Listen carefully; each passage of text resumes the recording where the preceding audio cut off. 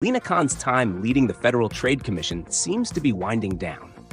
Over the past few years, she's made headlines for her aggressive antitrust stance, blocking billions in corporate mergers and standing firm against industry consolidation. But with Donald Trump's anticipated return to the White House, many believe Khan's days at the FTC are numbered, and Wall Street is watching closely. If Trump does take office again, replacing Khan would likely be one of his early moves.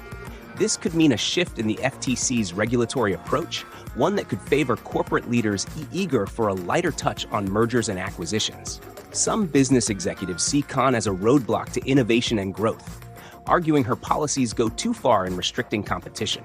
For them, a new era with less oversight could open doors to bigger deals, higher profits, and greater industry dominance. Of course, the impact of this change isn't so clear for consumers and workers. Jennifer Rhee, a senior analyst at Bloomberg Intelligence, points out that a shift in leadership at the FTC could be beneficial for businesses, but not necessarily for the public. Under Khan's leadership, the FTC, alongside the Department of Justice's Antitrust Division, has blocked dozens of mergers, arguing that excessive consolidation would reduce competition, drive up prices, and hurt employees. One recent example was the FTC's lawsuit to halt a $25 billion merger between Kroger and Albertsons based on concerns over rising prices and reduced competition. Khan's approach also took on sectors beyond retail. She challenged giants in technology, pharmaceuticals, and other industries where she saw potential harm to consumers from corporate concentration. Many in the business world oppose Khan's interventionist style, seeing it as a threat to profitability. For instance, Elon Musk recently posted that Khan will be fired soon. Barry Diller, another major business figure, described her as a dope, though later clarified he believes she overreaches in blocking what he calls sensible business deals. But her stance has gained backing from progressives and some populist Republicans who view her as a crucial force in the fight against monopolies.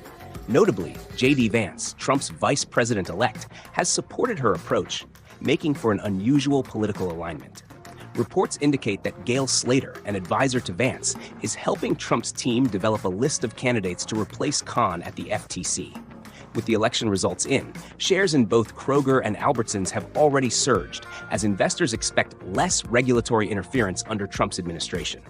David Kostin, Goldman Sachs' chief U.S. equity strategist, predicts a more relaxed regulatory approach. He expects merger and acquisition activity to bounce back by 20% in 2025, especially if Trump's economic policies fuel CEO confidence and drive investor enthusiasm. Trump's potential appointments, such as Susie Wiles as chief of staff, are also reassuring to some in the business community. Her more mainstream stance could signal a favorable climate for mergers and acquisitions. But there's a catch. If Trump's economic policies drive inflation up and the Federal Reserve raises interest rates, it could dampen the excitement around deal-making. Thanks for joining us, and make sure to subscribe and enable notifications for more updates on this and other breaking stories. Kids